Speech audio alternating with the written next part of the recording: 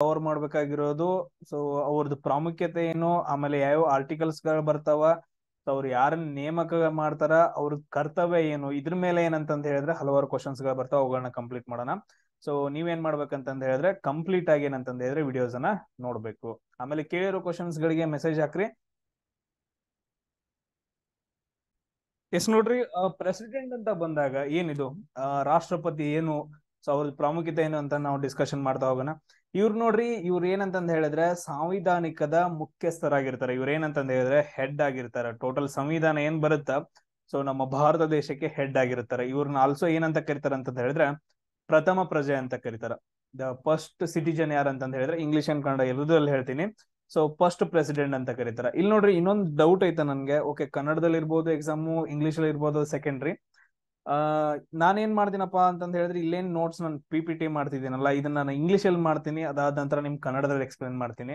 ಅದೇನಂತಂದ ಹೇಳಿದ್ರೆ ತುಂಬಾ ಈಸಿ ಆಗಿರುತ್ತೆ. ಇವನ್ ಏನಂತಂದ ಹೇಳಿದ್ರೆ ಎರಡು ವರ್ಡ್ಸ್ ಗೊತ್ತಾಗ್ತಾವ. ಈಗ ನಾನು ಇದನ್ನು ಕನ್ನಡದಾಗ ಮಾಡಿ ನಿಮ್ಗೆ ಇನ್ನೂ ಕನ್ನಡದಾಗ ಹೇಳಿ ಅಂತಂದ ಹೇಳಿದ್ರೆ ಒಂದ್ ಸ್ವಲ್ಪ ಏನಂತಂದ ಹೇಳಿದ್ರೆ ಈಸಿ ಆಗ್ಬಹುದು ಕೆಲವು ಜನರಿಗೆ, ಬಟ್ ಆದ್ರೆ ನೆನ್ಪಿಟ್ಕೊಳ್ಳೋದು ಕಷ್ಟ ಆಗುತ್ತೆ.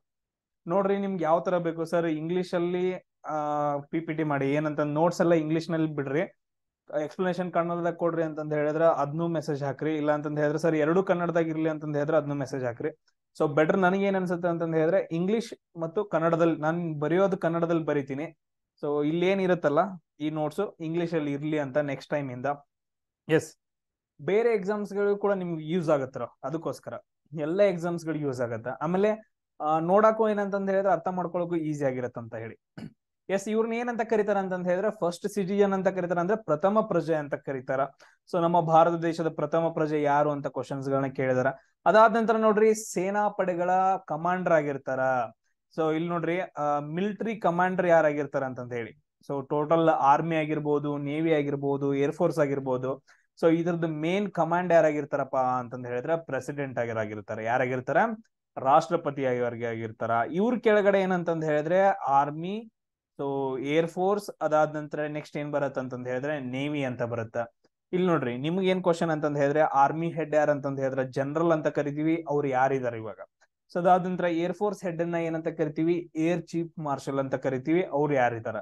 ಅದಾದ ನಂತರ ನೇವಿ ಹೆಡ್ ಅನ್ನ ಏನಂತ ಕರಿತೀವಿ ಅಂತಂದ ಹೇಳಿದ್ರೆ ಅಡ್ಮಿರಲ್ ಅಂತ ಕರಿತೀವಿ, ಅವ್ರು ಯಾರಿದಾರ. ಇವ್ರು ಮೂರು ಜನರದ ಮೇಲ್ಗಡೆ ಇರೋ ಹೆಡ್ ಯಾರಪ್ಪ ಅಂತಂದ ಹೇಳಿದ್ರೆ ಪ್ರೆಸಿಡೆಂಟ್ ಅಂತ ಕರಿತೀವಿ. ಇವಾಗ ಯಾರಿದಾರ ಅಂತಂದ ಹೇಳಿದ್ರೆ ದ್ರೌಪದಿ ಮುರ್ಮು ಅಂತ ಕರಿತೀವಿ. ಇವಾಗ ಯಾರಿದಾರ? ದ್ರೌಪದಿ ಮುರ್ಮು ಅಂತಂದ ಹೇಳ್ತೀವಿ ಇವಾಗಿರೋ ಪ್ರೆಸಿಡೆಂಟ್ ಹೆಸರು. ಆಮೇಲೆ ಭಾರತ ದೇಶದ ಪ್ರಥಮ ಪ್ರೆಸಿಡೆಂಟ್ ಯಾರಾಗಿದ್ರು? ಬಾಬು ರಾಜೇಂದ್ರ ಪ್ರಸಾದ್ ಅಂತಂದ ಹೇಳ್ತೀವಿ. ಯಾರಾಗಿದ್ರು? ಬಾಬು ರಾಜೇಂದ್ರ ಪ್ರಸಾದ್ ಏನಂತಂದ ಹೇಳಿದ್ರೆ ಭಾರತದ ಫಸ್ಟ್ ರಾಷ್ಟ್ರಪತಿ ಆಗಿದ್ರು. ಅದಾದ ನಂತರ ಹಲವಾರು ರಾಷ್ಟ್ರಪತಿಗಳು ಬರ್ತಾವ. ಅದ್ರ ಬಗ್ಗೆ ನಿಮ್ಗೆ ಏನಾದ್ರು ಮಾಹಿತಿ ಗೊತ್ತಿದ್ರೆ ಅದನ್ನ ಕೂಡ ನನಗೆ ಏನ್ ಮಾಡ್ರಿ ಅಂದ್ರೆ ಮೆಸೇಜ್ ಹಾಕ್ರಿ. ಸೊ ಅದಾದ ನಂತರ ಇಲ್ಲಿ ನೋಡ್ರಿ ತುಂಬಾ ಇಂಪಾರ್ಟೆಂಟ್ ಏನಂತಂದ ಹೇಳಿದ್ರೆ ಪ್ರೆಸಿಡೆಂಟ್ ಬಗ್ಗೆ ಯಾವ್ದ್ರಲ್ಲಿ ಬರುತ್ತಂತಂದ ಹೇಳಿದ್ರೆ ಭಾಗ 5 ಅಂತಂದ ಹೇಳ್ತೀವಿ, ಪಾರ್ಟ್ 5. ಸೊ ಇಲ್ಲೇನಂತಂದ ಹೇಳಿದ್ರೆ ಸಂವಿಧಾನದ ಆರ್ಟಿಕಲ್ಸ್ ಗಳು ಬರ್ತಾವ. ಯಾವ ಭಾಗದಲ್ಲಿ ಬರುತ್ತಂತ ಕ್ವಶನ್ ಅನ್ನ ಕೇಳಿದಾರೆ. ಸೊ 5ನೇ ಭಾಗದಲ್ಲಿ ಅಥವಾ ಪಾರ್ಟ್ 5 ಅಲ್ಲಿ ಏನಂತಂದ ಹೇಳಿದ್ರೆ ನಿಮ್ಗೆ ಪ್ರೆಸಿಡೆಂಟ್ ಬಗ್ಗೆ ಏನಂತಂದ ಹೇಳಿದ್ರೆ ಹಲವಾರು ಏನಂತಂದ ಹೇಳಿದ್ರೆ ಆರ್ಟಿಕಲ್ಸ್ ಬರ್ತಾವ. ಸೊ 52ರಿಂದ ಏನಂತಂದ ಹೇಳಿದ್ರೆ 78ರವರೆಗೂ ಆರ್ಟಿಕಲ್ಸ್ ಏನಿರ್ತಾವಂತ. ಆರ್ಟಿಕಲ್ಸ್ ಅಂತಂದ ಹೇಳಿದ್ರೆ ಅನುಚ್ಛೇದಗಳು ಅಂತಂದ ಹೇಳ್ತೀವಿ, ವಿಧಿಗಳು ಅಂತ ಹೇಳ್ತೀವಿ. ನಾನು ಆರ್ಟಿಕಲ್ಸ್ ಅಂತ ಯೂಸ್ ಮಾಡ್ತೀನಿ ವರ್ಡ್. ಸೊ ಇವೆಲ್ಲ ಏನಂತಂದ ಹೇಳಿದ್ರೆ ಪ್ರೆಸಿಡೆಂಟ್ಗೆ ಸಂಬಂಧಪಟ್ಟಂತವು. ಅದಾದ ನಂತರ ಕಾರ್ಯನಿರ್ವಾಹಕದ ಮುಖ್ಯಸ್ಥರು ಯಾರಾಗಿರ್ತಾರಪ್ಪ ಅಂತಂದ ಹೇಳಿದ್ರೆ ಪ್ರೆಸಿಡೆಂಟ್ ಅವರಾಗಿರ್ತಾರ. ಸೊ ಇಷ್ಟು ಸಿಂಪಲ್ ಪಾಯಿಂಟ್ಸ್ ಗಳನ್ನ ಏನಂತಂದ ಹೇಳಿದ್ರೆ ನೀವು ನೆನ್ಪಿಟ್ಕೋಬೇಕು ಪ್ರೆಸಿಡೆಂಟ್ ಬಗ್ಗೆ. ಸೊ ತುಂಬಾ ಇಂಪಾರ್ಟೆಂಟ್. ಸೊ ಇಷ್ಟು ಸಿಂಪಲ್ ಆಗಿ ನೆನಪಾಯ್ತಾ? ಇವಾಗ ಯಾರಿದಾರ ಕರೆಂಟ್ ಅಫೇರ್ಸ್ ಅಲ್ಲಿ ಬರುತ್ತಾ ದ್ರೌಪದಿ ಮುರ್ಮು ಅಂತ ಹೇಳ್ತೀವಿ, ಭಾರತದ ಪ್ರಜೆ. ಆಮೇಲೆ ನೆಕ್ಸ್ಟ್ ಮಿಲಿಟರಿ ಹೆಡ್ ಆಗಿರ್ತಾರ. ಅದಾದ ನಂತರ ನೆಕ್ಸ್ಟ್ ಏನಂತಂದ ಹೇಳಿದ್ರೆ ಅವ್ರಿಗೆ 5ನೇ ಭಾಗದಲ್ಲಿ ಸಂವಿಧಾನದ 5ನೇ ಭಾಗದಲ್ಲಿ ರಾಷ್ಟ್ರಪತಿಯವರ ಬಗ್ಗೆ ಬರ್ತಾವ. ಸೊ ಅದಾದ ನಂತರ ನೆಕ್ಸ್ಟ್ ನೋಡ್ರಿ ಇಲ್ಲಿ ಏನ್ ಹೇಳತ್ತಂತಂದ ಹೇಳಿದ್ರೆ ಆರ್ಟಿಕಲ್ 52 ಪ್ರೆಸಿಡೆಂಟ್ ಬಗ್ಗೆ ಏನ್ ಹೇಳತ್ತಂತಂದ ಹೇಳಿದ್ರೆ ಆರ್ಟಿಕಲ್ 52 ಏನ್ ಹೇಳತ್ತ, ನಮ್ಮ ದೇಶಕ್ಕೆ ಒಬ್ರು ಪ್ರೆಸಿಡೆಂಟ್ ಬೇಕು, ನಮ್ಮ ದೇಶಕ್ಕೆ ಒಬ್ರು ಏನಂತಂದ ಹೇಳಿದ್ರೆ ರಾಷ್ಟ್ರಪತಿ ಬೇಕು ಅಂತಂದ ಹೇಳುತ್ತೆ. ನಿಮ್ ಲ್ಯಾಂಗ್ವೇಜ್ ಅಲ್ಲಿ ನೆನ್ಪಿಟ್ಕೊಳ್ರಿ. ಆರ್ಟಿಕಲ್ 52 ಏನ್ ಹೇಳುತ್ತೆ, ನಮ್ಮ ದೇಶಕ್ಕೆ ಒಬ್ರು ಪ್ರೆಸಿಡೆಂಟ್ ಬೇಕು ಅಂತಂದ ಹೇಳುತ್ತೆ. ಇವ್ರೇನಾಗಿರ್ತಾರೆ ಅಂತಂದ ಹೇಳಿದ್ರೆ ಸೇನಾ ಮುಖ್ಯಸ್ಥರಾಗಿರ್ತಾರೆ. ಇವ್ರೇನಾಗಿರ್ತಾರೆ? ಸೇನಾ ಮುಖ್ಯಸ್ಥರಾಗಿರ್ತಾರೆ. ಈ ತರ ಒಂದೊಂದೇ ವರ್ಡ್ ಬರ್ಕೊಡ್ರಿ. ಇವ್ರನ್ನ ನಾವ್ ಏನಂತ ಕರಿತೀವಿ ಅಂತಂದ ಹೇಳಿದ್ರೆ ಪ್ರಥಮ ಪ್ರಜೆ ಅಂತ ಕರಿತೀವಿ. ಸೊ ಇವ್ರನ್ನ ಏನಂತ ಕರಿತೀವಿ? ಪ್ರಥಮ ಪ್ರಜೆ ಅಂತ ಕರಿತೀವಿ. ಭಾರತದ ಕಾರ್ಯನಿರ್ವಾಹಕ ಮುಖ್ಯಸ್ಥರು ಯಾರಾಗಿರ್ತಾರೆ ಅಂತಂದ ಹೇಳಿದ್ರೆ ಸೊ ಪ್ರೆಸಿಡೆಂಟ್ ಆಗಿರ್ತಾರ. ಸೊ ಅದಾದ ನಂತರ ಅದಕ್ಕಿಂತ ಮುಂಚೆ ನೋಡ್ರಿ ಗೌರ್ಮೆಂಟ್ ಆಫ್ ಇಂಡಿಯಾ ಅಂತ ಬಂತು ಅಂತಂದ ಹೇಳಿದ್ರೆ, ಭಾರತ ಸರ್ಕಾರ ಅಂತ ಬಂತು ಅಂತಂದ ಹೇಳಿದ್ರೆ ಅದನ್ನ ಡಿವೈಡ್ ಮಾಡ್ತೀವಿ. ಏನಂತ ಮಾಡ್ತೀವಿ? ಲೆಜಿಸ್ಲೇಟಿವ್, ಆಮೇಲೆ ಎಕ್ಸಿಕ್ಯೂಟಿವ್, ಆಮೇಲೆ ಜುಡಿಷರಿ ಅಂತ ಮಾಡ್ತೀವಿ. ಲೆಜಿಸ್ಲೇಟಿವ್, ಎಕ್ಸಿಕ್ಯೂಟಿವ್ ಮತ್ತು ಜುಡಿಷರಿ ಅಂತ ಮಾಡ್ತೀವಿ. ಇಲ್ಲಿ ನೋಡ್ರಿ ಎಕ್ಸಿಕ್ಯೂಟಿವ್ ಅಂತಂದ ಹೇಳಿದ್ರೆ ಕಾರ್ಯನಿರ್ವಾಹಕ ಅಂತ ಬರುತ್ತೆ, ಜುಡಿಷರಿ ಅಂತಂದ ಹೇಳಿದ್ರೆ ನ್ಯಾಯ ಅಂತ ಬರುತ್ತೆ, ಲೆಜಿಸ್ಲೇಟಿವ್ ಅಂತಂದ ಹೇಳಿದ್ರೆ ಏನಂತ ನೋಡ್ರಿ. ಲೆಜಿಸ್ಲೇಟಿವ್ ಒಳಗಡೆ ಏನಂತ ಬರುತ್ತೆ ಅಂತಂದ ಹೇಳಿದ್ರೆ ರಾಜ್ಯಸಭಾ ಅಂತ ಬರುತ್ತ, ಆಮೇಲೆ ಲೋಕಸಭಾ ಅಂತ ಬರುತ್ತೆ. ಸೊ ಲೆಜಿಸ್ಲೇಟಿವ್ ಒಳಗಡೆ ಏನಂತಂದ ಹೇಳಿದ್ರೆ ರಾಜ್ಯಸಭಾ ಮತ್ತು ಲೋಕಸಭಾ ಎರಡು ಬರ್ತಾವ. ಸೊ ಟೋಟಲ್ ಆಗಿ ನಮ್ಮ ರಾಜ್ಯಸಭಾದ ಎಷ್ಟು ಸದಸ್ಯರು ಇದಾರ? 250 ಜನ ಇದಾರ. ಸೊ ರಾಜ್ಯಸಭಾದಲ್ಲಿ ಎಷ್ಟು ಜನ ಇದಾರ? 250 ಜನ ಇದಾರ. ಇವಾಗ ನೋಡ್ರಿ ಲೋಕಸಭಾದಲ್ಲಿ ಎಷ್ಟು ಜನ ಇದಾರೆ? ಇಲ್ಲಿ 545 ಕೊಟ್ಟಿದಾರೆ, ನನಗೆ ಅದೆಲ್ಲ ಬೇಡ ಇವಾಗ. ಸೊ ಟೋಟಲ್ ಆಗಿ ಏನಂತಂದ ಹೇಳಿದ್ರೆ ಲೋಕಸಭೆಯಲ್ಲಿ ಎಷ್ಟು ಜನ ಸದಸ್ಯರು ಇದಾರ ಅಂತಂದ ಹೇಳಿ ನೀವ್ ಹೇಳ್ಬೇಕು. ಆಮೇಲೆ ಸೊ ರಾಜ್ಯಸಭೆದ ಹೆಡ್ ಯಾರು ಇರ್ತಾರ? ರಾಜ್ಯಸಭೆದು ಹೆಡ್ ಯಾರು ಇರ್ತಾರ ಅಂತ ಮೆಸೇಜ್ ಹಾಕ್ರಿ. ಲೋಕಸಭೆ ಹೆಡ್ ಯಾರು ಇರ್ತಾರ ಅಂತಂದ ಹೇಳಿದ್ರೆ ಸ್ಪೀಕರ್ ಅಂತ ಇರ್ತಾರೆ. ಇವಾಗಿನ ಸ್ಪೀಕರ್ ಯಾರಿದಾರ ಅಂತಂದ ಹಾಕ್ರಿ. ಆಮೇಲೆ ನಾವು ಎಕ್ಸಿಕ್ಯೂಟಿವ್ ಕೌನ್ಸಿಲ್ ಒಳಗಡೆ, ಎಕ್ಸಿಕ್ಯೂಟಿವ್ ಅಂದ್ರೆ ಕಾರ್ಯನಿರ್ವಾಹಕದಲ್ಲಿ ಯಾರು ಬರ್ತಾರ ಅಂತಂದ ಹೇಳಿದ್ರೆ ರಾಷ್ಟ್ರಪತಿ, ಆಮೇಲೆ ಉಪರಾಷ್ಟ್ರಪತಿ, ಆಮೇಲೆ ಪ್ರಧಾನ ಮಂತ್ರಿ. ಬರ್ಕೊಡ್ರಿ ರಾಷ್ಟ್ರಪತಿ, ಅದಾದ ನಂತರ ಉಪರಾಷ್ಟ್ರಪತಿ, ಆಮೇಲೆ ನೆಕ್ಸ್ಟ್ ಯಾರು ಬರ್ತಾರ ಅಂತಂದ ಹೇಳಿದ್ರೆ ಪ್ರಧಾನ ಮಂತ್ರಿ. ಈ 3 ಜನ ಎಕ್ಸಿಕ್ಯೂಟಿವ್ ಒಳಗಡೆ ಬರ್ತಾರ. ಆಮೇಲೆ ಜುಡಿಷರಿ ಒಳಗಡೆ ಯಾರು ಬರ್ತಾರ? ಸುಪ್ರೀಂ ಕೋರ್ಟ್, ಸುಪ್ರೀಂ ಕೋರ್ಟ್, ಅದಾದ ನಂತರ ಹೈಕೋರ್ಟ್, ಆಮೇಲೆ ಡಿಸ್ಟ್ರಿಕ್ಟ್ ಕೋರ್ಟ್ಸ್. ಇವೇನಂತಂದ ಹೇಳಿದ್ರೆ ಜುಡಿಷರಿ ಒಳಗಡೆ ಬರ್ತಾವ. ಇಷ್ಟೇನಂತಂದ ಹೇಳಿದ್ರೆ ನೀವು ನೆನ್ಪಿಟ್ಕೋಬೇಕು. ಸೊ ಅದಾದ ನಂತರ ನೆಕ್ಸ್ಟ್ ನೋಡ್ರಿ ಇನ್ನೊಂದು ತುಂಬಾ ಇಂಪಾರ್ಟೆಂಟ್, ಯೂನಿಯನ್ ಎಕ್ಸಿಕ್ಯೂಟಿವ್ ಅಂದ್ರೆ ಏನು? ಯೂನಿಯನ್ ಎಕ್ಸಿಕ್ಯೂಟಿವ್ ಅಂದ್ರೆ ಇದೇ ಎಕ್ಸಿಕ್ಯೂಟಿವ್ ನಾನು ಹೇಳಿದ್ನಲ್ಲ ಇವಾಗ. ಸೊ ಇದ್ರಲ್ಲಿ ಯಾರು ಇರ್ತಾರ? ರಾಷ್ಟ್ರಪತಿ ಇರ್ತಾರ, ಉಪರಾಷ್ಟ್ರಪತಿ, ಪ್ರಧಾನ ಮಂತ್ರಿ. ಸೊ ಅದಾದ ನಂತರ next union council of ministers, ಅದಾದ ನಂತರ ಅಟಾರ್ನಿ ಜನರಲ್ ಅಂತ ಇರ್ತಾರ. ಸೊ ಅವುಗಳು ನಾನು ಒಂದೊಂದಾಗಿ ಹೇಳ್ಕೊಂತ ಹೋಗ್ತೀನಿ. ಇಲ್ಲಿ ನೆನ್ಪಿಟ್ಕೊಡ್ರಿ ಅಟಾರ್ನಿ ಜನರಲ್ ಅಂತಂದು ಇಲ್ಲೇ ಬಂದೈತೆ. ಅಟಾರ್ನಿ ಜನರಲ್ ಅಂತಂದ್ ಹೇಳಿದ್ರೆ ಏನು? ಅಟಾರ್ನಿ ಜನರಲ್ ಅಂದ್ರೆ ಏನು? ಸೊ ಇವಾಗ ನೀವು ನೋಡಿರ್ಬೋದು, ಇವಾಗ ಎಲ್ಲಾ ವಕೀಲರು ಇರ್ತಾರ ಗೊತ್ತಾ, ಸೇಮ್ ಇವ್ರು ಏನಂತಂದ್ ಹೇಳಿದ್ರೆ ಒಂಥರ ವಕೀಲರು ಇದ್ದಂಗೆ. ಸೊ ಇವ್ರು ಏನ್ ಮಾಡ್ತಾರ ಅಂತಂದ ಹೇಳಿದ್ರೆ ರಾಷ್ಟ್ರಪತಿ ಮತ್ತು ಸುಪ್ರೀಂ ಕೋರ್ಟ್. ಸೊ ರಾಷ್ಟ್ರಪತಿ ಅವರು ಆಳ್ವಿಕೆ ನಡೆಸ್ತಾ ಇರ್ತಾರಲ್ಲ, ಅವ್ರಿಗೆ ಏನಾದ್ರು ಪ್ರಾಬ್ಲಮ್ ಆಯ್ತು ಅಂತಂದ ಹೇಳಿದ್ರೆ, ಅವ್ರಿಗೆ ಏನಾದ್ರು ಸಲಹೆ ಬೇಕು ಅಂತಂದ ಹೇಳಿದ್ರೆ ಅವರು ಸಲಹೆಯನ್ನ ಯಾರ ಹತ್ರ ಕೇಳ್ಬೇಕು? ಸುಪ್ರೀಂ ಕೋರ್ಟ್ ಹತ್ರ ಕೇಳ್ಬೇಕು. ಯಾರ ಹತ್ರ ಕೇಳ್ಬೇಕು? ರಾಷ್ಟ್ರಪತಿಯವರು ಏನಾದ್ರು ಅವ್ರಿಗೆ ಸಲಹೆ ಬೇಕು ಅಂತಂದ ಹೇಳಿದ್ರೆ ಆರ್ಟಿಕಲ್ 143 ಪ್ರಕಾರ, ಆರ್ಟಿಕಲ್ 143 ಮುಖಾಂತರ ಸುಪ್ರೀಂ ಕೋರ್ಟ್ ಹತ್ರ ಏನಂತಂದ ಹೇಳಿದ್ರೆ ಸಲಹೆ ಕೇಳಬೇಕು.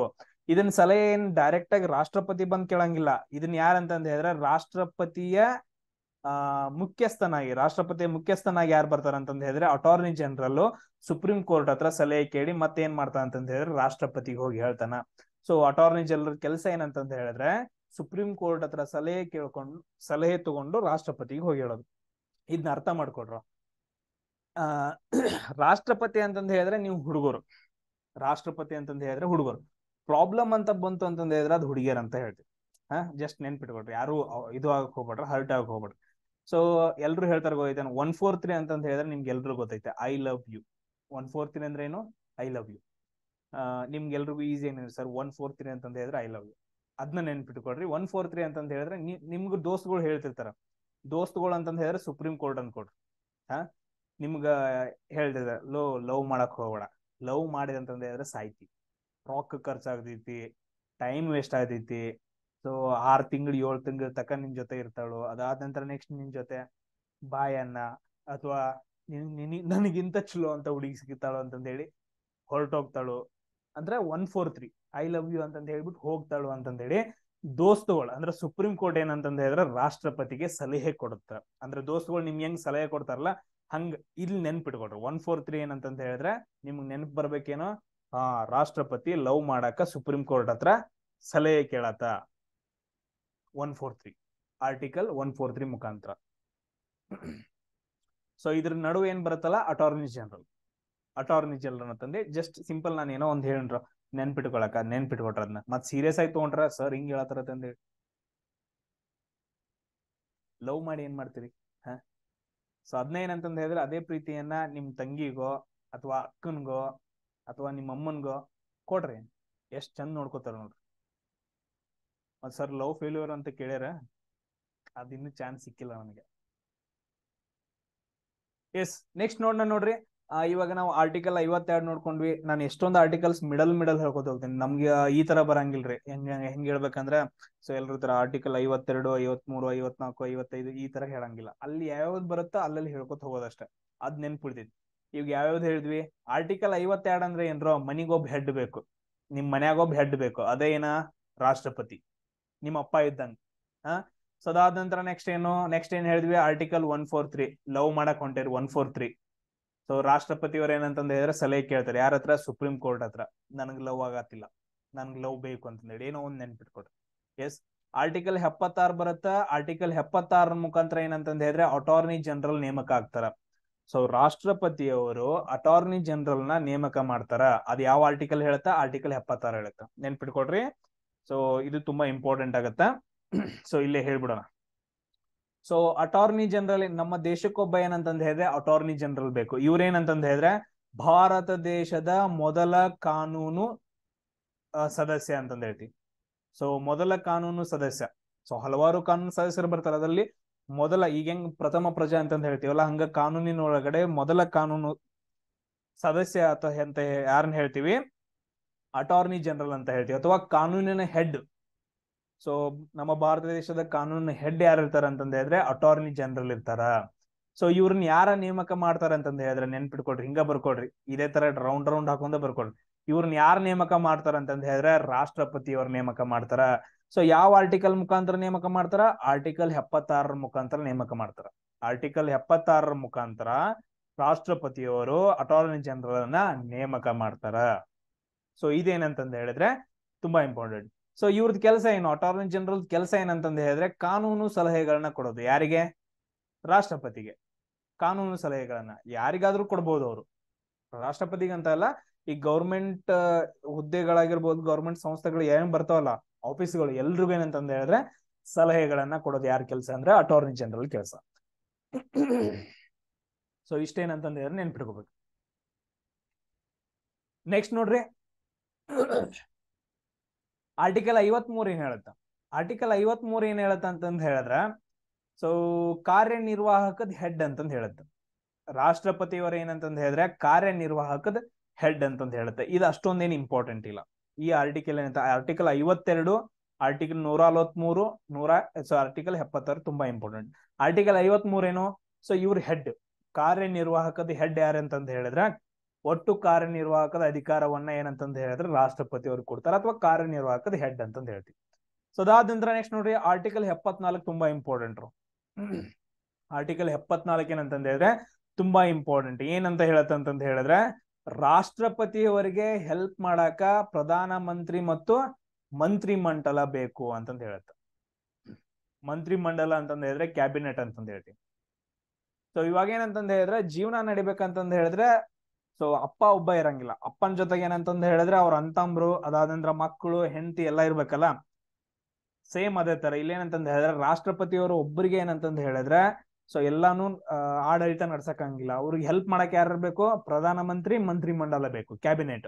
ಪ್ರಧಾನ ಮಂತ್ರಿ ಮತ್ತು ಮಂತ್ರಿ ಮಂಡಲ ಬೇಕು ಅಂತಂದ ಹೇಳಿ ಯಾವ ಆರ್ಟಿಕಲ್ ಹೇಳತ್ತ? ಆರ್ಟಿಕಲ್ 74 ಹೇಳತ್ತ. ಏನ್ ಅಂತ ಹೇಳತ್ತ ಅಂತಂದ ಹೇಳಿದ್ರೆ ಆರ್ಟಿಕಲ್ 74 ಅಂತ ಹೇಳತ್ತ.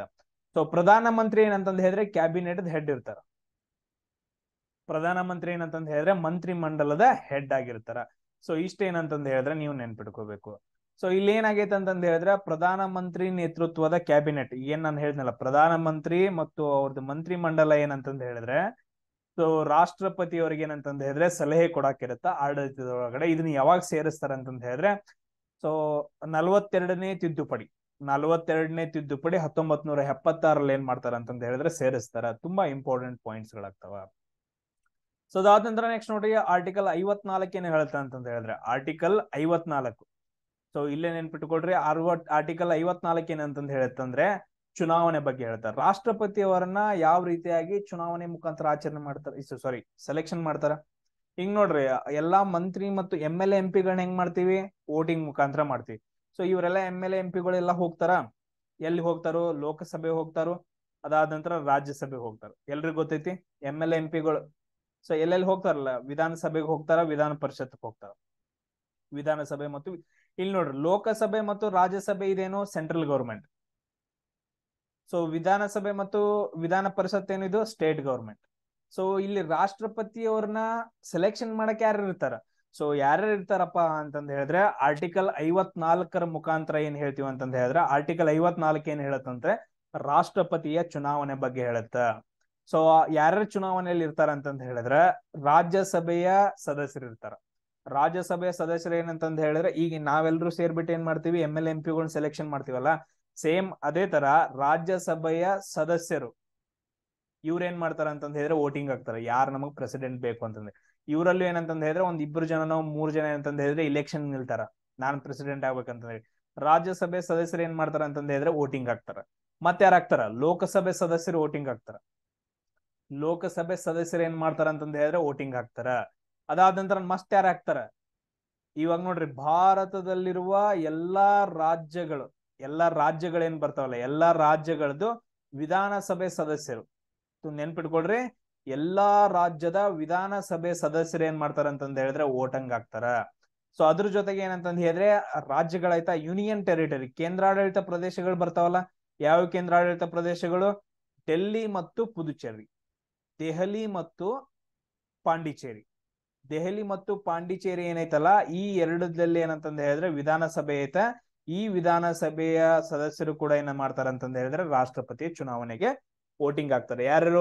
ಯಾರ್ಯಾರು ಸೇರಿ ರಾಷ್ಟ್ರಪತಿಯನ್ನ ಸೆಲೆಕ್ಷನ್ ಮಾಡ್ತಾರೋ? ಸರ್, ರಾಜ್ಯಸಭೆ ಸದಸ್ಯರು, ಲೋಕಸಭೆ ಸದಸ್ಯರು, ಅದಾದ ನಂತರ ಎಲ್ಲಾ ರಾಜ್ಯಗಳ ವಿಧಾನಸಭೆ ಸದಸ್ಯರು, ಅದಾದ ನಂತರ ನೆಕ್ಸ್ಟ್ ದೆಹಲಿ ಮತ್ತು ಪಾಂಡಿಚೇರಿಯ ವಿಧಾನಸಭಾ ಸದಸ್ಯರು ಏನ್ ಮಾಡ್ತಾರ ಅಂದ್ರೆ ರಾಷ್ಟ್ರಪತಿ ಚುನಾವಣೆ ಒಳಗಡೆ ಇರ್ತಾರ. ಇದನ್ನ ನಾವೇನಂತ ಕರಿತೀವಿ ಅಂದ್ರೆ ರಾಷ್ಟ್ರಪತಿಯ ಚುನಾವಣಾ ಕಾಲೇಜು ಅಂತ ಕರಿತೀವಿ. ನೆನ್ಪಿಟ್ಕೊಳ್ಳಿ, ಇಷ್ಟೇ ನೆನ್ಪಿಟ್ಕೊಳ್ಳಿ. ಆರ್ಟಿಕಲ್ 54 ಏನ್ ಹೇಳುತ್ತೆ? ಚುನಾವಣೆ ಬಗ್ಗೆ ಹೇಳುತ್ತೆ. ಅದ್ರಲ್ಲಿ ಯಾರು ಪಾರ್ಟಿಸಿಪೇಟ್ ಮಾಡ್ತಾರೆ? ರಾಜ್ಯಸಭೆ ಸದಸ್ಯರು, ಲೋಕಸಭಾ ಸದಸ್ಯರು, ಎಲ್ಲಾ ರಾಜ್ಯಗಳ ವಿಧಾನಸಭೆ ಸದಸ್ಯರು, ಆಮೇಲೆ ದೆಹಲಿ ಮತ್ತು ಪಾಂಡಿಚೇರಿ. ಇಷ್ಟ ನೆನ್ಪಿಟ್ಕೊಳ್ಳಿ. ಸರ್, ಜಮ್ಮು ಕಾಶ್ಮೀರ ಮೊದ್ಲಿತ್ರಿ, ಬಟ್ ಆದ್ರೆ ಇದು ತೆಗೆದು ಹಾಕಿದ್ದಾರೆ. ಜಮ್ಮು ಕಾಶ್ಮೀರ ಅದು ಕೇಂದ್ರಾಡಳಿತ ಪ್ರದೇಶ ಮೊದಲು ರಾಜ್ಯ ಇತ್ತಲ್ಲ, ಮೊದಲು ರಾಜ್ಯ ಇತ್ತದು. ಸೊ ಅದಕ್ಕೂ ಕೂಡ ಏನಂತಂದ್ರೆ ಹೇಳಿದ್ರೆ ವಿಧಾನಸಭೆ ಇತ್ತು. ಬಟ್ ಆದ್ರೆ ಇವಾಗ ಚೇಂಜ್ ಮಾಡಿ ಅದನ್ನ ಏನ್ ಮಾಡಿದಾರ, 2 ಕೇಂದ್ರಾಡಳಿತ ಪ್ರದೇಶಗಳಾಗಿ ಮಾಡಿದಾರ, ಜಮ್ಮು ಮತ್ತು ಲಡಾಖ್. ಏನ್ ಮಾಡಿದಾರ ನೋಡ್ರಿ, ಅದನ್ನ ನಂಗೆ ಮೆಸೇಜ್ ಹಾಕ ನೋಡ್ರಿ. ಇವಾಗ ಏನೇನ್ ಹೇಳಿದ್ವಿ? ಆರ್ಟಿಕಲ್ 52 ಏನ್ ಹೇಳಿದ್ವಿ? ನೀವು ಮನುಷ್ಯನಾಗ ಅನ್ಕೊಡ್ರಿ, ಏನಂದ್ರಿ? ಸರ್, ಒಬ್ಬ ರಾಷ್ಟ್ರಪತಿ ಬೇಕ್ರಿ, ಏನೋ ಒಬ್ಬ ರಾಷ್ಟ್ರಪತಿ ಬೇಕು. ಸೊ ಅದಾದ ನಂತರ ನೆಕ್ಸ್ಟ್ ಯಾವ್ದು ಹೇಳಿದ್ರಿ? ಆರ್ಟಿಕಲ್ 53 ಸರ್, ಕಾರ್ಯನಿರ್ವಾಹಕದ ಹೆಡ್, ಎಲ್ಲಾ ಕಾರ್ಯಗಳು ಏನ್ ಮಾಡ್ತಾರಲ್ರಿ ಅವ್ರಿಗೆ ಹೆಡ್ ಯಾರು ಇರ್ತಾರ್ರಿ? ರಾಷ್ಟ್ರಪತಿ ಇರ್ತಾರ್ರಿ. ಅದಾದ ನಂತರ ನೆಕ್ಸ್ಟ್ ಏನ್ ಹೇಳಿದ್ರಿ? ಆರ್ಟಿಕಲ್ 74 ಸರ್, ಪ್ರಧಾನ ಮಂತ್ರಿ ಮತ್ತು ಮಂತ್ರಿ ಮಂಡಲ ಕ್ಯಾಬಿನೆಟ್ ಸರ್ ಬೇಕ್ರಿ, ಯಾರಿಗ್ರಿ? ರಾಷ್ಟ್ರಪತಿಗೆ ಹೆಲ್ಪ್ ಮಾಡಕ್ರಿ. ಸೊ ಅದಾದ ನಂತರ ಆರ್ಟಿಕಲ್ 143 ಏನ್ ಹೇಳಿದ್ರಿ? ಸರ್, ಸಲಹೆ ರೀ, ರಾಷ್ಟ್ರಪತಿಗೆ ಸುಪ್ರೀಂ ಕೋರ್ಟ್ ಇಂದ ಸಲಹೆ ರೀ. ಸೊ ಇದನ್ ಮಿಡಲ್ ಯಾರು ಮಾಡ್ತಾರ್ರಿ? ಅಟಾರ್ನಿ ಜನರಲ್ ಮಾಡ್ತಾರೆ. ಅಟಾರ್ನಿ ಜನರಲ್ ಹೆಂಗ್ ನೇಮಕ ಮಾಡ್ತಿರ್ರಿ? ಸರ್, ಆರ್ಟಿಕಲ್ 76 ಮುಖಾಂತರ ರೀ ಒಬ್ಬ ಅಟಾರ್ನಿ ಜನರಲ್ ಬೇಕ್ರಿ. ಅದನ್ನ ಯಾರು ನೇಮಕ ಮಾಡ್ತಾರ ಅಂತಂದ್ ಹೇಳಿದ್ರೆ ರಾಷ್ಟ್ರಪತಿ ಅವ್ರು ನೇಮಕ ಮಾಡ್ತಾರ. ಸೊ ಇಷ್ಟು ಕ್ಲಿಯರ್ ಆಯ್ತಾ? ಎಲ್ಲಾ ಪಾಯಿಂಟ್ಸ್ ಗಳು ನೆನ್ಪಿಟ್ಕೊಡ್ರಿ.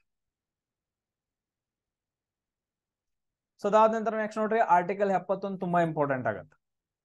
ಸೊ ಆರ್ಟಿಕಲ್ 71 ಏನಂತಂದ್ ಹೇಳಿದ್ರೆ ತುಂಬಾ ಇಂಪಾರ್ಟೆಂಟ್ ಆಗತ್ತ. ಸೊ ಇಲ್ಲಿ ನೋಡ್ರಿ, ಇಲ್ಲಿ ಏನಂತಂದ್ ಹೇಳಿದ್ರೆ ಆರ್ಟಿಕಲ್ 71 ಏನ್ ಹೇಳುತ್ತೆ ಅಂತಂದ್ ಹೇಳಿದ್ರೆ ಚುನಾವಣೆಗೆ ಏನಾದ್ರೂ ಸಂಬಂಧಿಸಿದ ಏನಾದ್ರೂ ಪ್ರಾಬ್ಲಮ್ಸ್ ಗಳಿತ್ತು ಅಂತಂದ್ ಹೇಳಿದ್ರೆ ಸುಪ್ರೀಂ ಕೋರ್ಟ್ ವಿಚಾರಣೆ ಮಾಡುತ್ತೆ. ಸೊ ಇಲ್ಲೇನಂತಂದ್ ಹೇಳಿದ್ರೆ ಇವಾಗ ರಾಷ್ಟ್ರಪತಿ ಆಗಿರ್ಬೋದು ಅಥವಾ ರಾಷ್ಟ್ರಪತಿ ಅಥವಾ ಉಪರಾಷ್ಟ್ರಪತಿಯ ಚುನಾವಣೆಗೆ ಸಂಬಂಧಪಟ್ಟಿದ್ದು ಏನಾದ್ರೂ ವಿವಾದಗಳಿದ್ರೆ ಅಥವಾ ಏನಾದ್ರೂ ಕೇಸ್ಗಳಿದ್ರೆ ಅದನ್ನ ಏನಂತಂದ್ ಹೇಳಿದ್ರೆ ಸುಪ್ರೀಂ ಕೋರ್ಟ್ ಏನ್ ಮಾಡತ್ತ ಅಂತಂದ್ ಹೇಳಿದ್ರೆ ವಿಚಾರಣೆ ನಡೆಸುತ್ತ. ಅದಾದ ನಂತರ ಯಾವ್ದು ರಾಷ್ಟ್ರಪತಿ ಮತ್ತು ಉಪರಾಷ್ಟ್ರಪತಿ ಹುದ್ದೆಗಳು ಖಾಲಿ ಇರೋಂಗಿಲ್ಲ ಅಂತ ನೋಡ್ಕೊಳತ್ತೆ. ಇಷ್ಟ ನೆನ್ಪಿಟ್ಕೊಡಷ್ಟೆ.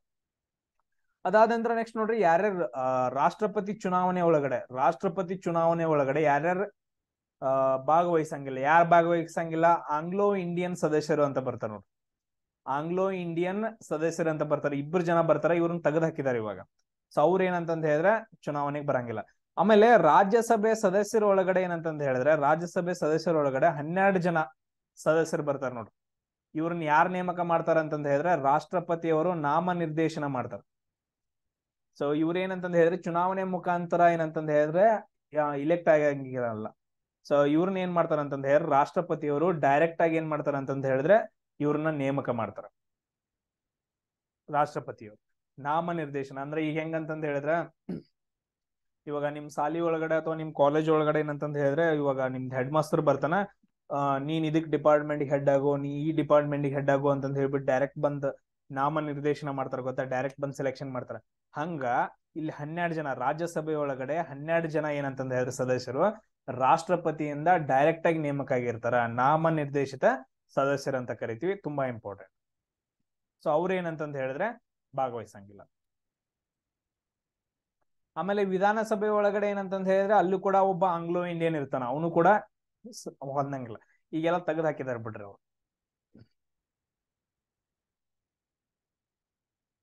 ಸೊ ಅದಾದ ನಂತರ ನೆಕ್ಸ್ಟ್ ಇನ್ನೊಂದು ತುಂಬಾ ಇಂಪಾರ್ಟೆಂಟ್ ನಾನು ಹೇಳ್ಬೇಕು ನಿಮ್ಗ, ವಿಧಾನಸಭೆ ಮತ್ತು ವಿಧಾನ ಪರಿಷತ್ ಏನಂತಂದ ಹೇಳಿದ್ರೆ ಎರಡು ಬರ್ತಾವ. ಸ್ಟೇಟ್ ಗವರ್ಮೆಂಟ್ ಒಳಗಡೆ ವಿಧಾನಸಭೆ ಮತ್ತು ವಿಧಾನ ಪರಿಷತ್ ಅಂತಂದ ಹೇಳಿ ಎರಡು ಬರ್ತಾವ. ಇವು ಎರಡು ಏನಂತಂದ ಹೇಳಿದ್ರೆ ಎಲ್ಲಾ ರಾಜ್ಯಗಳಲ್ಲಿ ಇಲ್ಲ.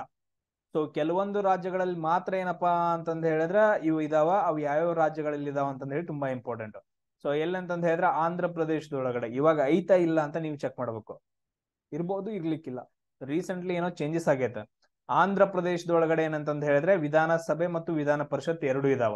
ಅದಾದ ನಂತರ ನೆಕ್ಸ್ಟ್ ಎಲ್ಲಿದಾವ ಅಂತಂದ ಹೇಳಿದ್ರೆ ಬಿಹಾರ್ ಒಳಗಡೆ ಇದಾವ ವಿಧಾನಸಭಾ ವಿಧಾನ ಪರಿಷತ್, ಬಿಹಾರ್ ಒಳಗಡೆ. ಆಮೇಲೆ ನಮ್ ಕರ್ನಾಟಕದಲ್ಲಿ ಐತೆ ವಿಧಾನಸಭಾ ವಿಧಾನ ಪರಿಷತ್ ಎರಡು ಇದಾವ. ಆಮೇಲೆ ನೆಕ್ಸ್ಟ್ ಮಹಾರಾಷ್ಟ್ರ ಒಳಗಡೆ ಏನಂತಂದ ಹೇಳಿದ್ರೆ ವಿಧಾನಸಭಾ ವಿಧಾನ ಪರಿಷತ್ ಐತೆ.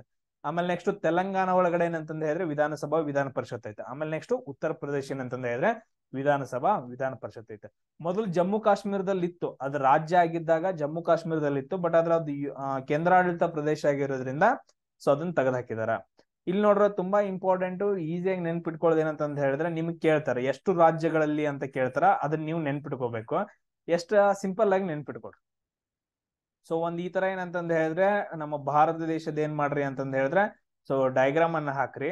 ಸೊ ಇಲ್ಲಿ ನೋಡ್ರಿ ಎಲ್ಲಾ ದಕ್ಷಿಣ ಭಾರತದ ರಾಜ್ಯಗಳಲ್ಲಿ ಆಲ್ಮೋಸ್ಟ್ ಏನಂತ ಎಲ್ಲಿ ಆಂಧ್ರ ಪ್ರದೇಶ, ತೆಲಂಗಾಣ, ಕರ್ನಾಟಕ, ಮಹಾರಾಷ್ಟ್ರದಲ್ಲಿ ಏನಂತಂದ ಹೇಳಿದ್ರೆ ವಿಧಾನಸಭಾ ಮತ್ತು ವಿಧಾನ ಪರಿಷತ್ ಎರಡು ಇದಾವ. ಎಲ್ಲೆಲ್ಲಿ ನೋಡ್ರಿ, ಕರ್ನಾಟಕ, ಆಂಧ್ರ ಪ್ರದೇಶ, ಮಹಾರಾಷ್ಟ್ರ, ಆಂಧ್ರ ಪ್ರದೇಶ, ತೆಲಂಗಾಣ, ಸೊ ಕರ್ನಾಟಕ, ಆಂಧ್ರ ಪ್ರದೇಶ. ಅದಾದ ನಂತರ ನೆಕ್ಸ್ಟ್ ಎಲ್ಲಂತಂದ ಹೇಳಿದ್ರೆ ಬಿಹಾರ ಮತ್ತು ಉತ್ತರ ಪ್ರದೇಶ. ನಾರ್ತ್ ಇಂಡಿಯಾದಲ್ಲಿ ಏನಂತಂದ ಹೇಳಿದ್ರೆ ಎರಡ ಕಡೆ ಬಿಹಾರ್, ಇದು ಉತ್ತರ ಪ್ರದೇಶ ಮತ್ತು ಬಿಹಾರ್ ಒಳಗಡೆ ಮಾತ್ರ ಇದಾವ. ಸೊ ಮೊದಲು ಜಮ್ಮು ಕಾಶ್ಮೀರದಲ್ಲಿ ಇತ್ತು, ಬಟ್ ಅದನ್ನ ತೆಗೆದು ಹಾಕಿದಾರ. ಇಷ್ಟು ಏನಂತಂದ ಹೇಳಿದ್ರೆ ನೆನ್ಪಿಟ್ಕೊಡ್ರಿ. ನನಗೆ ಏನಂತಂದ ಹೇಳಿದ್ರೆ ಡೌಟ್ ಆಂಧ್ರ ಪ್ರದೇಶ ಮತ್ತು ತೆಲಂಗಾಣದಲ್ಲಿ ಐತ ಇಲ್ಲ ಅಂತ ನೋಡ್ಕೊಡ್ರಿ.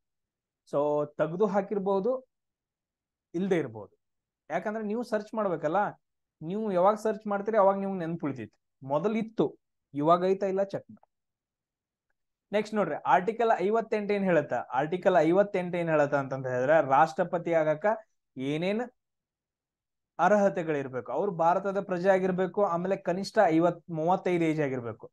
ನೆನ್ಪಿಟ್ಕೊಳ್ರಿ, ಇದನ್ನ ಕ್ವಶನ್ ತುಂಬಾ ಸಾರಿ ಕೇಳಿದ್ರೆ. ರಾಷ್ಟ್ರಪತಿ ಆಗಕ ಕನಿಷ್ಠ ಎಷ್ಟು ವಯಸ್ಸಿರ್ಬೇಕು ಅಂತಂದ್ ಹಾಕಿದಾರ, 35 ಏಜು. ಆಮೇಲೆ ಅತಿ ಚಿಕ್ಕ ವಯಸ್ಸಿನಲ್ಲಿ ಪ್ರೆಸಿಡೆಂಟ್ ಆದವ್ರು ಯಾರು, ರಾಷ್ಟ್ರಪತಿ. ಚಿಕ್ಕ ವಯಸ್ಸಿನಲ್ಲಿ ಏನು ರಾಷ್ಟ್ರಪತಿ ಆದವ್ರು ಯಾರು ಅಂತಂದೇಳಿ ನನಗ ನೀವು ಮೆಸೇಜ್ ಹಾಕಿರ್ಬೇಕು. ಸೊ ಉಳಿದಿದ್ದೆಲ್ಲ ಇವೆಲ್ಲ ಬೇಡ, ಜಸ್ಟ್ ಏನಂತಂದ ಹೇಳಿದ್ರೆ ಅದಷ್ಟೇ. ಆಮೇಲೆ ನೆಕ್ಸ್ಟ್ ಇನ್ನೊಂದು ತುಂಬಾ ಇಂಪಾರ್ಟೆಂಟ್, ಆರ್ಟಿಕಲ್ 60. ಆರ್ಟಿಕಲ್ 60 ಏನಂತಂದ ಹೇಳಿದ್ರೆ ನಾನು ಇವಾಗ ರಾಷ್ಟ್ರಪತಿಯಾಗಿ ನಾನ್ ಇಲೆಕ್ಟ್ ಆದೆ. ಸೊ ಇಲೆಕ್ಟ್ ಆದ ನಂತರ ನಾನು ಪ್ರಮಾಣ ವಚನ ಸ್ವೀಕಾರ ಮಾಡ್ಬೇಕಲ್ಲ. ನಾನು ಭಾರತದ ಪ್ರಜೆ, ನಾನು ಭಗವದ್ಗೀತೆಯಲ್ಲಿ ಪ್ರಮಾಣ ಮಾಡಿ ಹೇಳ್ತೀನಿ, ನಾನು ಕರೆಕ್ಟ್ ಆಗಿ ವರ್ಕ್ ಮಾಡ್ತೇನೆ ಅಂತಂದ ಹೇಳಿ ಏನೋ ಒಂದು ನಾನು ಜಸ್ಟ್ ನಿಮ್ಗೆ ಎಕ್ಸಾಂಪಲ್ ಕೊಡಕತ್ತೇನೆ. ಸೊ ಈ ತರ ಏನಂತಂದ ಹೇಳಿದ್ರೆ ಪ್ರಮಾಣ ವಚನ ಸ್ವೀಕಾರ ಮಾಡ್ಬೇಕಲ್ಲ, ಪ್ರಮಾಣ ವಚನ ಸ್ವೀಕಾರ ಮಾಡ್ಬೇಕಲ್ಲ, ಇದನ್ನ ಯಾರು ಮಾಡಿಸ್ತಾರೋ ಅಂತಂದೇಳಿ. ಸೊ ರಾಷ್ಟ್ರಪತಿ ನಿಂತ್ಕೊಂಡಿರ್ತಾರ ಈ ತರ.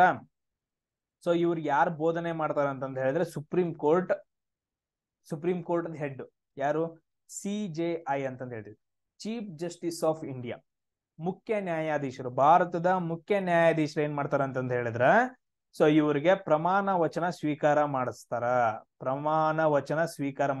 ಯಾರಿಗೆ, ರಾಷ್ಟ್ರಪತಿಯವರಿಗೆ. ಯಾವ ಆರ್ಟಿಕಲ್ ಮುಖಾಂತರ, ಆರ್ಟಿಕಲ್ 60 ಪ್ರಕಾರ. ಆರ್ಟಿಕಲ್ 60 ಏನ್ ಹೇಳತ್ತಂತಂದ ಹೇಳಿದ್ರೆ ರಾಷ್ಟ್ರಪತಿಯವರು ಪ್ರಮಾಣ ವಚನ ಸ್ವೀಕಾರ ಮಾಡ್ತಾರ. ಅದನ್ನ ಯಾರು ಬೋಧನೆ ಮಾಡ್ತಾರ ಅಂತಂದ ಹೇಳಿದ್ರೆ ಚೀಫ್ ಜಸ್ಟಿಸ್ ಆಫ್ ಇಂಡಿಯಾ. ಇವಾಗ ಚೀಫ್ ಜಸ್ಟಿಸ್ ಆಫ್ ಇಂಡಿಯಾ ಇಲ್ಲ ಅಂತಂದ ಹೇಳಿದ್ರೆ, ಈಗ CJI ಇಲ್ರಿ ಸರ್, ಅವಾಗ ಏನ್ ಮಾಡ್ತಾರ, ಅವಾಗ ಏನಂತಂದ ಹೇಳಿದ್ರೆ ಸುಪ್ರೀಂ ಕೋರ್ಟ್ ಅಲ್ಲಿ ಏನಂತಂದ ಹೇಳಿದ್ರೆ ಅವ್ರೊಬ್ಬರೇ ಇರಂಗಿಲ್ಲ, ಹಲವಾರು ನ್ಯಾಯಾಧೀಶರು ಇರ್ತಾರ. ಅದರಲ್ಲಿ ಹಿರಿಯ ನ್ಯಾಯಾಧೀಶರು, ತುಂಬಾ ಹಿರಿಯ ಯಾರು ಇರ್ತಾರಲ್ಲ, ಹಿರಿಯ ನ್ಯಾಯಾಧೀಶರು ಏನ್ ಮಾಡ್ತಾರ ಅಂತಂದ ಹೇಳಿದ್ರೆ ರಾಷ್ಟ್ರಪತಿಯವರಿಗೆ ಪ್ರಮಾಣ ವಚನ ಬೋಧನೆ ಮಾಡ್ತಾರ.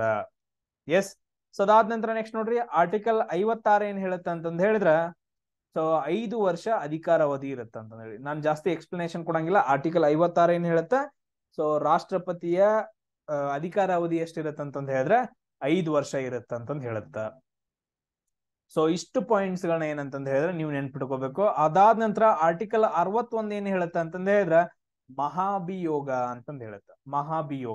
ಮಹಾಭಿಯೋಗ ಅಂತಂದ್ ಹೇಳಿದ್ರೆ ಏನು, ಸೊ ಇದನ್ನ ನೀವು ನೆನ್ಪಿಟ್ಕೋಬೇಕು. ಮಹಾಭಿಯೋಗ, ಸೊ ಇದನ್ನ ಕೇಳಿದಾರ ಇಂಗ್ಲಿಷ್ ನಲ್ಲಿ ಏನಂತ ಕರೀತಾರೆ ನೋಡ್ರಿ, ಆರ್ಟಿಕಲ್ 61. ಇವಾಗ ಏನಂತಂದ್ ಹೇಳಿದ್ರ ರಾಷ್ಟ್ರಪತಿಯವರು ವರ್ಕ್ ಮಾಡ್ತಿರ್ತಾರ. ಈಗ ವರ್ಕ್ ಮಾಡಕ್ ಹೋಗಿ ಸಂವಿಧಾನದ ವಿರುದ್ಧವಾಗಿ ಏನಾದ್ರು ವರ್ಕ್ ಮಾಡಿದ್ರ, ಅವ್ರ ಏನಾದ್ರು ಸಂವಿಧಾನದ ವಿರುದ್ಧವಾಗಿ ಏನಾದ್ರು ತಪ್ಪು ಕೆಲಸ ಮಾಡಿದ್ರು ಅಂತಂದ್ ಹೇಳಿದ್ರ ಅವಾಗ ಸೊ ಲೋಕಸಭೆ ಆಗಿರ್ಬಹುದು ಅಥವಾ ರಾಜ್ಯಸಭೆಯವರಾಗಿರ್ಬಹುದು, ಲೋಕಸಭೆಯಿಂದನೋ ಅಥವಾ ರಾಜ್ಯಸಭೆಯಿಂದನೋ ಏನಂತಂದ್ ಹೇಳಿದ್ರೆ ಸೊ ಒಂದ್ ನೋಟಿಸ್ ಅನ್ನ ಕಳಿಸ್ಬೇಕು. ಏನಂತಂದ್ ಹೇಳಿ 14 ದಿನ ಮುಂಚೆ, 14 ದಿನಗಳ ಮುಂಚೆ ಏನಂತಂದ್ ಹೇಳಿದ್ರೆ ನೀವು ಈ ತರ ತಪ್ಪು ಮಾಡಿದಿರಿ, ನೀವೇನ್ ಮಾಡ್ಬೇಕು, ಪ್ರೆಸಿಡೆಂಟ್ ಸ್ಥಾನದಿಂದ ಇಳಿದು ಬಿಡ್ಬೇಕು ಅಂತಂದ್ ಹೇಳ್ಬಿಟ್ಟು 14 ದಿನಗಳ ಮುಂಚೆ.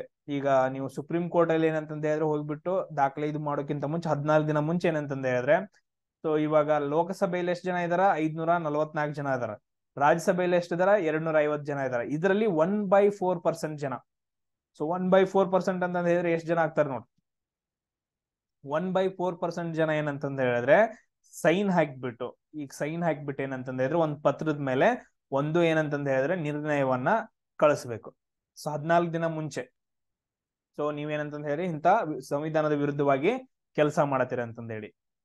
ಸೊ ಇದಾದ ನಂತರ ನೆಕ್ಸ್ಟ್ ಏನ್ ಮಾಡ್ತಾರ ಅಂತಂದ್ ಹೇಳಿದ್ರೆ ಎರಡೂ ಸದನಗಳಲ್ಲಿ ಏನ್ ಮಾಡ್ತಾರ ಅಂತಂದ್ ಹೇಳಿದ್ರೆ ಸೊ ಅದ್ರ ಬಗ್ಗೆ ಚರ್ಚೆ ನಡೆಯುತ್ತೆ.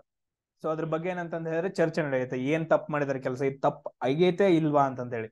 ಸೊ ಅದೆಲ್ಲಾದ್ರೂ ತಪ್ಪು ಆಗೈತಿ ಅಂತಂದ್ ಹೇಳಿ ಒಂದು ಸದನದಲ್ಲಿ ಯಾವ್ದಾದ್ರು ರಾಜ್ಯಸಭೆಯಲ್ಲಿ ಆಗಿರ್ಬೋದು ಅಥವಾ ವಿಧಾನಸಭೆ ಲೋಕಸಭೆಯಲ್ಲಿ ಏನಂತಂದ್ ಹೇಳಿದ್ರೆ 2/3 ಅಷ್ಟು ಜನ ಯಾರಾದ್ರೂ ಅಂಗೀಕಾರ ಮಾಡಿದ್ರೆ, ಅದ್ರಲ್ಲಿ ಏನಂತಂದ್ ಹೇಳಿದ್ರೆ 2/3 ಅಷ್ಟು ಜನ ಏನಂತಂದ್ ಹೇಳಿದ್ರೆ ಎಲ್ಲಾದ್ರೂ ಅಂಗೀಕಾರ ಮಾಡಿದ್ರೆ ಅದೇನಂತಂದ್ ಹೇಳಿದ್ರೆ ದೋಷ ಅಂದ್ರೆ ಅವ್ರ ತಪ್ಪು ಕೆಲಸ ಮಾಡಿದಾರ ಅಂತಂದ್ ಹೇಳಿ ಅಂಗೀಕರಿಸಲಾಗತ್ತ 2/3 ಬಹುಮತದಿಂದ.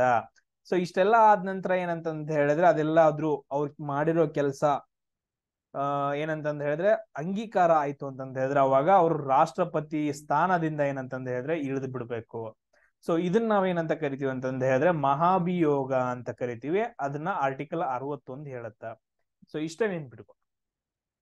ಏನು ರಾಷ್ಟ್ರಪತಿಯವರು ಏನಾದ್ರು ತಪ್ಪು ಕೆಲಸ ಮಾಡಿದ್ರು, ಸೊ ಸಂವಿಧಾನದ ವಿರುದ್ಧವಾಗಿ ಕೆಲಸ ಮಾಡಿದ್ರು ಅಂತಂದ್ ಹೇಳಿದ್ರೆ ಲೋಕಸಭೆ ಅಥವಾ ರಾಜ್ಯಸಭೆ ಯಾವ್ದಾದ್ರು ಒಂದು ಸಭೆಯಿಂದ ಏನ್ ಮಾಡ್ತಾರ ಅಂತಂದ್ ಹೇಳಿದ್ರೆ ಸೊ ಯಾರಾದ್ರೂ ಒಬ್ರು ಒಂದು ನೋಟಿಸ್ ಕಳ್ಬೇಕು. ಸೊ ಈ ದಿನ ಏನಂತಂದ್ ಹೇಳಿದ್ರೆ ನಿಮ್ಗ ಚರ್ಚೆ ನಡಿತೈತಿ, ಸೊ ನೀವು ಬಂದ್ ಹಾಜರಿರ್ಬೇಕು 14 ದಿನ ಮುಂಚೆನೆ. ಇವತ್ ನಡೆಸ್ತಾ ಇದೀವಿ ಚರ್ಚೆ ಅಂತಂದ್ ಹೇಳಿದ್ರೆ 14 ದಿನ ಮುಂಚೆನೆ ಅವ್ರಿಗೆ ನೋಟಿಸ್ ಕಳಿಸ್ಬೇಕು, ಇಂಥದೈತಿ ಹಿಂಗ್ ನೀವು ತಪ್ಪು ಕೆಲಸ ಮಾಡಿರಿ ಅಂತಂದೇಳಿ. ಅವಾಗ ಪ್ರೆಸಿಡೆಂಟ್ ಅವ್ರು ಬರ್ತಾರ, ಸೊ ಎರಡು ಸದನದಲ್ಲಿ ಮುಂದ್ ನಿಂತ್ಕೊಂತಾರ. ಸೊ ಇವ್ರ ಏನ್ ಮಾಡ್ತಾರ ಅಂತಂದ್ ಹೇಳಿದ್ರೆ ಲೋಕಸಭೆ ಅಥವಾ ರಾಜ್ಯಸಭೆ ಯಾವ್ದಾದ್ರು ಒಂದ್ ಸದನದಲ್ಲಿ ಅಂತಂದ್ ಹೇಳಿದ್ರೆ ಸೊ ಅದು ಅಂಗೀಕಾರ ಆಯ್ತು ಅಂತಂದ್ ಹೇಳಿದ್ರೆ ಓಕೆ ಅವ್ರು ತಪ್ಪು ಕೆಲಸ ಮಾಡಿದಾರೆ, ಯಾವ ಬಹುಮತದಿಂದ 2/3 ಬಹುಮತ ಎಲ್ರು ಒಪ್ಕೊಂಡ್ರು ಅಂತಂದ್ ಹೇಳಿದ್ರೆ ಸೊ ಅವಾಗ ರಾಷ್ಟ್ರಪತಿ ಸ್ಥಾನದಿಂದ ಇಳ್ಕೊಬೇಕು. ಅದನ್ನ ನಾವು ಮಹಾಭಿಯೋಗ ಅಂತ ಕರಿತೀವಿ. ಸೊ ಇಷ್ಟು ಪಾಯಿಂಟ್ಸ್ ಗಳನ್ನ ನೀವ್ ಏನಂತಂದ್ ಹೇಳಿದ್ರೆ ನೋಟ್ ಮಾಡ್ಕೊಂಡು ಇಟ್ಕೊಳ್ರಿ. ನೆಕ್ಸ್ಟ್ ಕ್ಲಾಸ್ ಅಲ್ಲಿ ಏನ್ ಮಾಡ್ತೀನಿ ಅಂತಂದ್ ಹೇಳಿ ಇನ್ನೂ ತುಂಬಾ ಬರುತ್ತೆ, ಟೋಟಲ್ ಆಗಿ 3 ರಿಂದ 4 ಕ್ಲಾಸ್ ಬರುತ್ತೆ. ಸೊ ಇವನ್ ನಿಮಗ್ PC ಗೂ ಯೂಸ್ ಆಗತ್ತೆ, PC ಎಕ್ಸಾಮ್, PSI ಎಕ್ಸಾಮ್ಸ್ ಎಲ್ಲಾ ಎಕ್ಸಾಮ್ಸ್ ಗಳು ಯೂಸ್ ಆಗುತ್ತೆ. ಈ ವಿಡಿಯೋನ ನೋಡ್ಬಿಟ್ಟು ಪಾಯಿಂಟ್ಸ್ ಗಳನ್ನ ಮಾಡ್ಕೊಡ್ರಿ. ಎಸ್, ನೆಕ್ಸ್ಟ್ ಕ್ಲಾಸ್ ಅಲ್ಲಿ ಸಿಗೋಣ. ಜೈ ಶ್ರೀರಾಮ್.